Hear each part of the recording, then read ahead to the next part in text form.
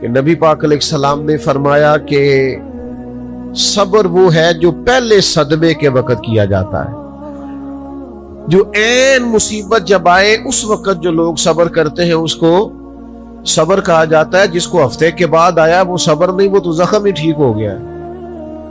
جس نے 1 مہینے کے بعد کہا ہے مجھے صبر آ گیا ہے تو وہ تو اب تو زخم ہی مندمل ہو گیا، اب تو وقت نے مرہم پٹی کر دی۔ تو سب سے پہلی بات یہ دیکھیے کہ خود پر آپ کو کتنا قابو حاصل ہے، آپ نے خود کس طرح کا رویہ کرنا ہے۔ آپ بالکل پریشان ہو رہے ہیں، آزمائش میں آ رہے ہیں، ہاتھ پیر پھول رہے ہیں، تو اس سے آپ اور زیادہ پریشان ہو جائیں گے۔ مشکلات آ جاتی ہیں، تکلیفیں آ جاتی ہیں، زندگی میں حادثات ہو جاتے ہیں جو آپ نہیں چاہتے، جس کا آپ نے کبھی تصور نہیں کیا ہوتا، وہ کام بھی کئی دفعہ ہو جاتا ہے۔ نبی پاک علیہ السلام نے فرمایا رب جسے بڑا ثواب دینا چاہتا ہے نا، اسے بڑی آزمائش میں مبتلا کرتا ہے۔ اور اگلے لفظ سنیں گے تو آپ اور خوش ہو جائیں گے۔ حضور فرماتے ہیں جب اللہ تعالیٰ کسی قوم سے محبت کرتا ہے نا تو پھر انہیں آزمائش میں ڈال دیتا ہے، جو اس آزمائش میں رب سے راضی رہے نا، رب بھی اس سے راضی رہتا ہے، اور جو اس آزمائش میں ناراض ہو جائے نا، شکوے کرنے لگ جائے رب کے، اللہ بھی اس سے ناراض ہو جاتا ہے۔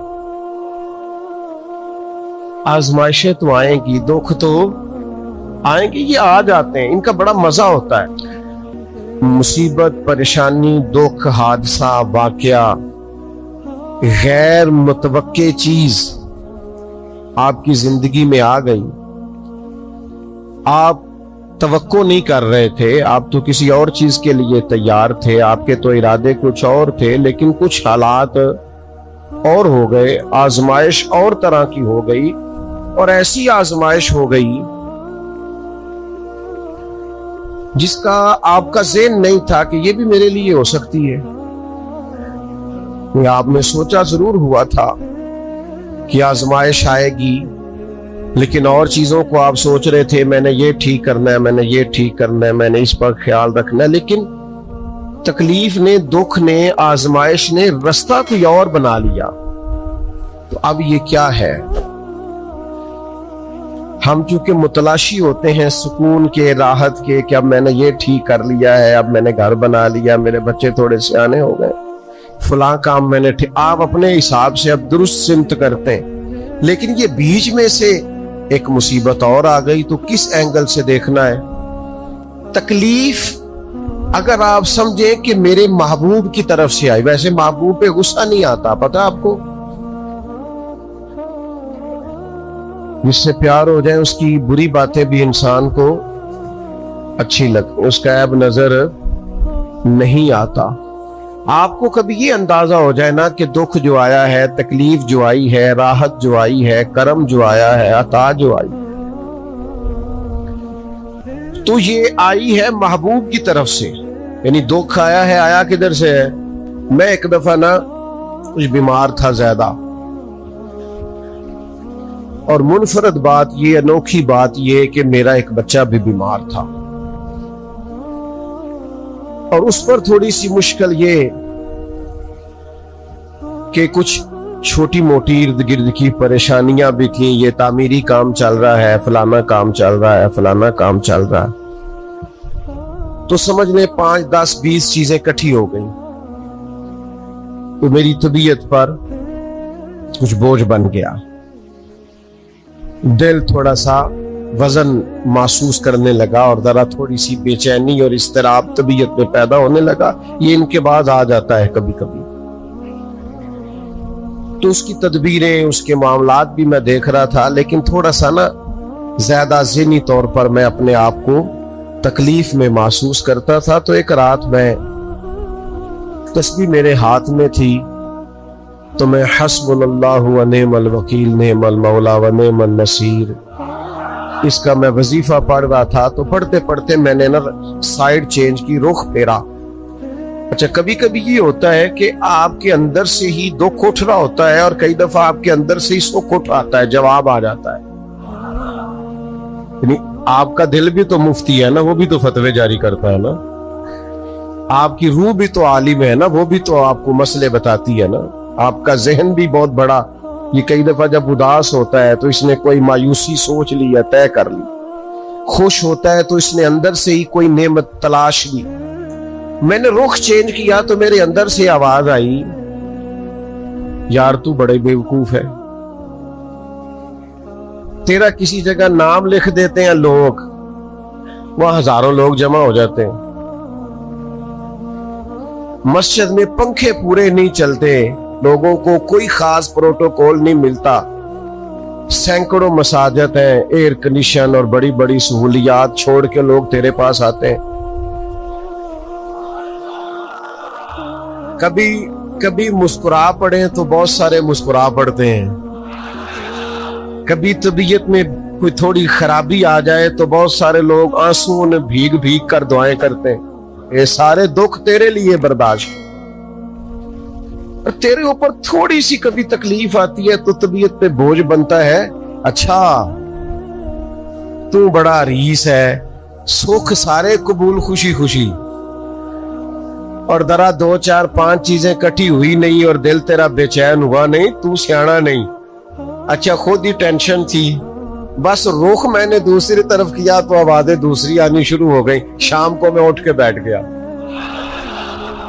یہ آپ نے نا اپنے اندر سے آپ نے طاقت لینی ہے. آپ کے اندر ایک روح ہے، آپ کے اندر ایک باطن ہے، آپ کے اندر ایک خیر کی قوت ہے. جب بھی کوئی مایوسی آئے نا، ایک سرکار کا فرمان سنیں. نبی پاک علیہ السلام نے فرمایا تمہیں اپنی بیوی کی کوئی عادت ناپسند ہو تو اسے بغض نہیں رکھنا. یا رسول اللہ کیا کریں؟ فرمایا اس عادت پہ غور کر لو جو تمہیں بڑی پسند ہے. آپ نے صرف کمزوریاں نہیں دیکھنی، آپ نے زندگی کے اندر خوبیاں بھی ملاحظہ کر. جس طرح انسان چاہے اس طرح اس کے اوقات گزرے. محنت کرنا، کوشش کرنا، جدوجہد کرنا اس کی ذمہ داری ضرور ہے، لیکن ہوگا وہی جو رب چاہے گا. اللہ تبارک و تعالیٰ نے انسانی زندگی میں تمام موسم رکھے ہیں. بچپن کا موسم، جوانی کی بہار، بڑھاپے کے اوقات، اپنوں کا ملنا، اپنوں کا بچھڑنا، شادیوں کی خوشیاں اور جنازوں کے غم، یہ سارا کچھ انسانی زندگی کا حصہ ہے. لیکن انسان چونکہ طبعی طور پر کمزور ہوتا ہے، اپنے مزاج کے لحاظ سے بہت ساری جگہوں پہ اس میں ضعف پایا جاتا ہے، تو یہ کرتا یہ ہے کہ جس تسلی کے ساتھ خوشی کو قبول کرتا ہے، اسی طرح کھلے دل کے ساتھ غم کو قبول نہیں کرتا. من چاہی زندگی گزارنا چاہتا ہے، حالانکہ من چاہی زندگی تکلیف کا باعث ہوتی ہے. رب چاہی زندگی انسان کو سکون عطا کرتی ہے. اللہ تعالیٰ نے انسان کے ساتھ آزمائشیں رکھی ہیں. جس طرح اللہ تعالیٰ کی طرف سے ملنے والی نعمتوں کو قبول کرتا ہے، اسی طرح اس کی طرف سے آنے والی آزمائشوں کو بھی کھلے دل سے اسے قبول کرنا چاہیے. اور یہ بات درست ہے کہ وما اصابکم من مصیبت فبما کسبت ایدیکم. انسان پر کچھ مصیبتیں وہ آتی ہیں جو اس کے ہاتھوں کے کسب کی وجہ سے آتی ہیں. بہت ساری قوموں پر عذاب اس لیے آئے کہ انہوں نے بعض گناہ کیے تھے، لیکن یہ یاد رکھیے گا کہ عذاب ہمیشہ گناہوں کی وجہ سے نہیں آتے، تکلیفیں ہمیشہ گناہوں کی وجہ سے نہیں آتی. انسان دکھوں میں، مشکلات میں صرف اپنی غلطیوں کی وجہ سے نہیں الجھتا، بلکہ نبی پاک علیہ السلام نے فرمایا ہے اللہ تعالیٰ کسی بندے کو کوئی درجہ دینا چاہتا ہے، اس کے اعمال اس طرح کے نہیں ہوتے کہ اسے درجہ دیا جائے، اللہ اسے کسی مشکل میں ڈال کے اس کے درجے کو بلند فرما دیتا ہے. بلندی درجات کے لیے، قرب الہی کے لیے، اللہ تبارک و تعالیٰ کی بارگاہ کی معرفت کے لیے بھی مصائب آتے ہیں. آپ دیکھیے نا، نبی پاک صلی اللہ تعالی علیہ وسلم نے فرمایا سب سے زیادہ تکلیفیں انبیاء پہ آتی ہیں، اور فرمایا میں اللہ کا محبوب ہوں، انبیاء کا سردار ہوں، میرے اوپر سب سے زیادہ تکلیفیں آئی ہیں، آزمائشیں آ جاتی ہیں، اور رب فرماتا ہے وَلَنَبْلُوَنَّكُمْ بِشَيْءٍ مِّنَ الْخَوْفِ وَالْجُوعِ، ہم ضرور تمہیں آزمائیں گے کچھ خوف کے ساتھ، کچھ بھوک کے ساتھ، وَنَقْصٍ مِّنَ الْأَمْوَالِ وَالْأَنفُسِ وَالثَّمَرَاتِ، ضرور تمہیں آزمائیں گے پھلوں کی اور جانوں کی کمی کے ساتھ۔ اگر تم اس میں ثابت قدم رہے، شکوے نہ کیے، اپنے رب کی رضا پہ تم راضی رہے، تو وَبَشِّرِ الصَّابِرِينَ، اے محبوب پھر جو میری رضا پہ صبر کرے انہیں میری جنت کی خوشخبری بھی عطا فرما دو۔ ہم تمہیں ضرور آزمائیں، خوف بھی، بھوک بھی، مالوں اور جانوں کی کمی بھی۔ مومن کی یہ شان ہوتی ہے کہ وہ کسی بھی موقع پر اپنے رب سے شکوہ نہیں کرتا، کسی بھی حال میں اپنے رب کی شکایت نہیں کرتا۔ نبی کریم علیہ السلام نے فرمایا اگر اللہ تعالیٰ کسی بندے کو بیمار کرے اور پھر اس بیماری پر وہ صبر کرے اور آنے والوں سے رب کا شکوہ نہ کرے، تو فرمایا اللہ تعالیٰ نے جو گوشت اسے دیا ہوتا ہے اس سے بہتر گوشت اللہ اسے عطا کر دیتا ہے۔ اگر اللہ تعالیٰ کی حکمت غالب ہو اور تقاضا اس بیماری میں اس بندے کے انتقال کے کر جانے کا ہو، تو فرمایا پھر اللہ تعالیٰ اسے شہادت کا درجہ عطا فرما دیتا۔ آزمائشیں آ جاتی ہیں، انسان پر مصائب آ جاتے ہیں، دکھ آ جاتے ہیں، تکلیفوں کا سامنا بندے کو کرنا پڑ جاتا ہے۔ اب یہ کہ اس میں اپنے دل کو، اپنی روح کو قرار دیا جائے، اپنے آپ کو اللہ کی رضا پہ کھڑا کیا جائے اور ان حوادث کا مقابلہ کیا جائے، ان چیزوں کو دیکھا جائے اور یہ غور کیا جائے کہ میرا رب اگر اسی بات میں راضی ہے تو یقیناً اس میں اللہ کی کوئی خاص حکمت ہوگی۔ قحط حضرت عمر کے زمانے میں بھی آ گیا تھا، بڑی مشکلات کا سامنا کرنا پڑا۔ تو ان مصائب میں انسان کو تھوڑا سا پہلے تو ہمت کرنی ہے، پھر اس میں کرنے کا جو کام ہے وہ یہ ہے کہ سب سے پہلا کام تو یہ ہے کہ اپنے رب کی بارگاہ میں کھل کے دعا مانگی جائے، اللہ تبارک و تعالیٰ کے حضور التجائیں کی جائیں، دعائیں کی جائیں، رب کریم کو منایا جائے۔ حضرت عمر فاروق رضی اللہ تعالیٰ عنہ کے زمانے میں جب قحط آیا تھا تو حضرت عمر نبی پاک علیہ السلام کے چچا کو حضرت عباس رضی اللہ تعالیٰ عنہ کو لے کے میدان میں نکلے تھے، اور کیا خوبصورت لفظ انہوں نے ترتیب دیے تھے، عرض کرتے تھے مالک پہلے ہم تیری بارگاہ میں محبوب پاک کو لے کے آیا کرتے تھے، آج محبوب نے ظاہری وصال کیا ہے تو تیرے محبوب کے چچا کو لے کے آئے، تو اے اللہ تو مہربانی فرما اپنے محبوب کے چچا کا صدقہ ہمیں بارش عطا فرما۔ تو بس حضرت عمر نے وہ دعا مانگی، حضرت عباس کو وسیلہ بنایا تو اللہ نے بارش عطا فرما دی۔ اچھا پھر یہ دونوں چیزیں ہمیں حدیث صحیح میں ملتی ہیں۔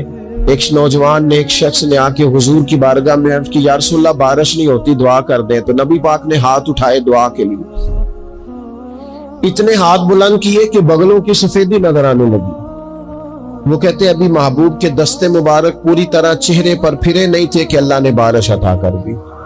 پھر پورا ہفتہ بارش ہوتی رہی تو لوگوں کو اب بارش کی کثرت کی وجہ سے بعض مسائل بننے لگے، تو وہ پھر حاضر ہوئے، عرض کی یا رسول اللہ دعا فرما دیں، اب تو کچھ مشکلات بڑھنے لگی ہے۔ تو حضور نے پھر ہاتھ اٹھائے کہ اے اللہ اپنا فضل نصیب فرما، مہربانی فرما، کبھی بارش کی ضرورت ہوتی ہے اور کبھی بارشوں کا کثرت سے ہونا وہ تکلیف کا باعث ہو جاتا ہے بعض جگہوں پر۔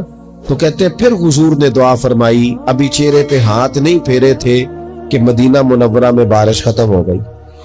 تو سب سے پہلا اور ضروری کام ہمارا آج مزاج بن گیا ہے کہ ہم تبصرے کرتے ہیں، سیاست کرتے ہیں، اس پر بیٹھ کر اب ایک اور دور آ گیا ہے، ویڈیو بناتے ہیں، موبائل چلاتے ہیں، جو کہ بہت بڑا امتحان ہے ہمارے لیے کہ صرف 20 منٹ موبائل کو ہاتھ نہ لگائیں، بہت بڑا امتحان ہے۔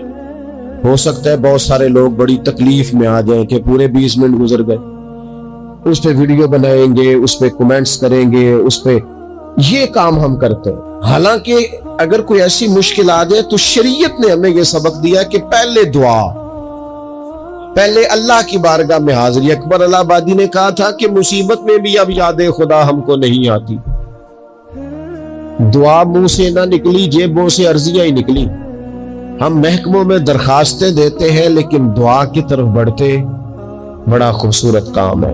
سب سے پہلے تو یہ کرے کہ وہ جو ہمارے بھائی تکلیف میں ہیں، مجبوری میں ہیں، ان کے لیے اپنے رب کی بارگاہ میں عرض کرے کہ مالک، قدرتوں کا مالک تو تم ہے، ہر چیز تو تیرے دستے کرم میں ہے، اور تو کریم اتنا ہے کہ بندوں پہ تو غضب نہیں زیادہ فرماتا، رحمت ہی زیادہ فرماتا ہے، اور تیری رحمت تیرے غضب پر غلبہ رکھتی ہے. اس لیے مالک تو کرم فرما، اور یہ جو لوگ ہیں تو انہیں اپنے فضل سے ہی آسانی عطا فرما تاکہ اس مشکل سے نکل آئیں.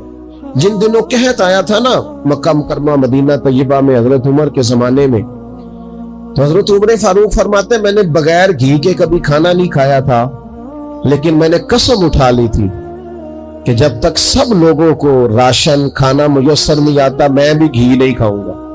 یہ جو اضافی اخراجات ہیں، ایڈوانس گاڑیاں بک کرانا، نئے ماڈل کے موبائل خریدنا، یہ جو ہمارے صرف ناز نخرے ہیں، صرف ان کو تھوڑا سا کلوز کر لو. عجیب بات ہے نا، عجیب ظلم ہے نا کہ ایک بچہ رات کو اس لیے کھانا نہیں کھا رہا کہ اس کی مرضی کا پکا ہوا نہیں، اور ایک طرف میرے ہی وطن میں اس ویڈیو نے بھی میری چیخیں نکلوا دی جس میں ایک بیٹی، اور اس کی عمر بھی بالکل اتنی ہے جتنی میری بیٹی کی عمر ہے، اس سے وہ صحافی پوچھتا ہے، پاؤں اس کے ننگے ہیں اور پاؤں پہ کیڑے چڑھ رہے ہیں، تو اس سے پوچھتا ہے پتر کیا چاہیے؟ وہ کہتی ہے صرف روٹی کھانی ہے، کوئی مطالبہ نہیں، کوئی مطالبہ نہیں، روٹی دا دو کھنا پوچھو، یہ روٹی بندہ کھا جا دیجیے، روٹی بندہ کھا جا. اللہ کریم نے فرمایا وَتَعَاوَنُوا عَلَى الْبِرِّ وَالتَّقْوَى، جب تقوی اور پرہیزگاری کا معاملہ ہو تو ایک دوسرے کے ساتھ تعاون کرو، ایک دوسرے کے ساتھ تعاون کرو، ایک دوسرے کا آگے بڑھ کے بازو تھامو، خیر کے کاموں میں ایک دوسرے کی مدد کرو، آگے نکلو. ہو جاتا ہے کبھی کبھی ایسا کہ ایک بھائی کے پاس بہت زیادہ مال ہوتا ہے، دوسرے کے پاس کم ہوتا ہے، اور نبی پاک صلی اللہ تعالی علیہ وسلم نے ارشاد فرمایا کہ یاد رکھنا اللہ تبارک و تعالی اتنی دیر تک تمہاری مدد کرتا ہے جب تک تم اپنے بھائی کی مدد کرتے رہتے ہو. اللہ تمہارا مددگار رہتا ہے.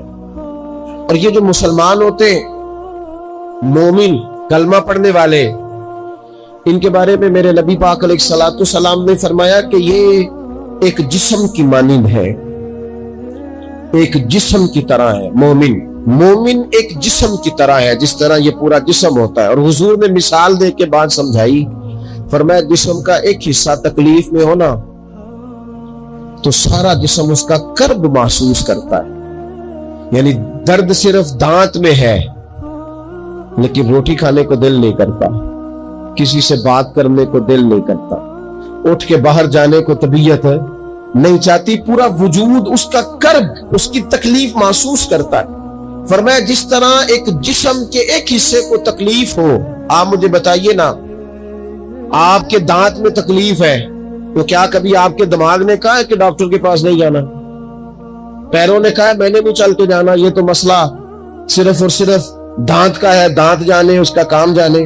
ایسا ہوتا نہیں. دانت میں تکلیف ہوتی ہے تو ذہن منصوبہ بندی کرتا ہے، وہ کہتا ہے یار یہ پتہ کرو دانت کا ڈاکٹر کہاں بیٹھتا ہے. پھر آپ کی زبان ہلتی ہے، معلومات کرتی ہے، پھر آپ کے پیر چل کے وہاں جاتے، اور پھر آپ اپنے دل سے ما فی ضمیر وہاں بیان کرتے، پھر آپ اپنا کمایا ہوا سرمایہ خرچ کرتے ہیں. بھئی ایک دانت کو تکلیف ہے تو رہنے دو، سارے جسم کو کام میں کیوں لگایا ہے؟ تو معنی یہ ہے کہ جب جسم کا ایک حصہ تکلیف میں ہو باقی سارے سپورٹ کرتے ہیں تاکہ وہ ٹھیک ہو جائے. تو حضور نے فرمایا میرے سارے مومن ایک جسم کی طرح. سارے مکے سے ہجرت کر کے مدینے آئے، گھر بار پیچھے رہ گئے، جائیدادیں پیچھے رہ گئی، کاروبار پیچھے رہ گئے. حضور نے فرمایا تم بھائی ہو. لیکن وہ صحابہ تھے نا، انہوں نے بھائی بھائی اپنے آپ کو صرف تقریروں میں نہیں سمجھا تھا، انہوں نے اپنے آپ کو بھائی بھائی صرف محفلوں کے نعروں میں نہیں سمجھا تھا، انہوں نے اپنے آپ کو بھائی بھائی صرف ادیب شاعر کی شاعری میں نہیں سمجھا تھا. وہ من سے ان کی آوازیں آتی تھی ہم سچ مچ کے بھائی ہیں. انہوں نے طے کر لیا تھا کہ ہم بھائی ہیں. لہذا جب حضور نے کہا نا آپ تمہارے بھائی وہاں سے ہجرت کر کے آئے ہیں تو ان کی مدد کرو، تو پھر انہوں نے صحیح والا بھائی سمجھا. دھاگا رکھ کے اپنا گھر تقسیم کر کے آدھا اپنے بھائی کو دیا، کاروبار بانٹ کے اپنے بھائی کو دیا. جس کے پاس 4 اونٹ تھے اس نے 2 اپنے بھائی کو دے دیے. چلتے کاروباروں میں بھائیوں کو شریک بنا لیا. انہوں نے انہیں اس طرح کر کے رکھا کہ پھر وہ جو مہاجر تھے وہ مہاجر رہے ہی نہیں. انہیں یوں لگا کہ ہم تو ایک گھر سے اپنے دوسرے گھر میں شفٹ ہوئے، انہیں کسی جگہ بھی کوئی تکلیف نہیں آئی. لیکن امیر آدمی غریب کو بھائی سمجھنے کو تیار ہوتا نہیں، تگڑا بندہ چھوٹے کے قریب جانے کے لیے راضی ہوتا نہیں. جب تک وہ خاص ذہن نہ بنے جو ذہن ہمیں رسول پاک صلی اللہ علیہ وسلم نے عطا کیا، اتنی دیر تک انسان اس مقام تک پہنچ نہیں سکتا جہاں وہ اپنے بھائی کے لیے خیر کا معاملہ کرے. تو ایک تو یہ کہ ہمیں آگے بڑھنا چاہیے، ان لوگوں کو اپنا بھائی جاننا چاہیے. چوتھی بات، اسلام کے اندر نا ہر ذی روح کے ساتھ نیکی کرنے کا اجر ہے، ہر تر جگر والے کے ساتھ نیکی کرنے کا ثواب ہے. اسلام کے اندر جو تر جگر رکھتا ہے، جس کے وجود میں روح ہے، اس سے نیکی کرے اجر ملے گا. صحیح حدیث میں موجود ہے نا، اور میرا خیال ہے آپ سب کو وہ حدیث آتی ہے کہ نبی پاک علیہ السلام نے فرمایا کہ ساری زندگی گناہ کرنے والی عورت نے کتے کو پانی پلایا تھا تو رب نے بخشش فرما دی. کتا حلال جانور بھی نہیں، کتے کو پانی پلایا، ساری زندگی کے گناہ تھے، اللہ نے معاف کر دیا. کوئی بھی تر جگر والا ہو، آپ مجھے بتائیے ایک کتے کو پانی پلانے سے رب معاف کرتا ہے، تو اگر وہ کسی انسان کی خدمت کرے، اور نرا انسان نہیں مسلمان، اور نرا مسلمان نہیں مدینے والے کا غلام، رسول اللہ کا کلمہ پڑھنے والا، اس کے ساتھ نیکی کرنے سے اللہ کتنا اجر عطا فرمائے گا. تو عزیز بھائی، مخلوق خدا سے جب لوگ پیار کرتے ہیں، جب لوگ محبت کرتے ہیں، اور جب ہمارے دل نرم، ہمیں نا مادہ پرست بنایا گیا ہے کچھ عرصے سے، ہمارا ذہن بنا دیا ہے، اور یہ ڈھیر سارے لوگ ہیں جو تقسیم کرتے ہیں ذہنوں کو، ڈھیر سارے لوگ، اس میں بعض مذہبی لوگ بھی شامل ہیں اللہ ماشاءاللہ، جو ذہن تقسیم کرتے ہیں، چھوٹی چھوٹی اپنے لالچ کے لیے لوگوں کو ایک دوسرے سے دور کرتے ہیں. یہ تقسیم کار ہمارا عام حصہ ہے، عام جز ہے. یاد رکھنا، جب قومیں مادہ پرست ہو جاتی ہے نا، جب وہ ہر چیز کو پیسے میں تولتی ہیں اور پہلے اپنا نفع دیکھتی ہے، پھر وہ معاشرہ انسانوں کا معاشرہ نہیں رہتا، وہ تاجروں کا معاشرہ ہوتا ہے.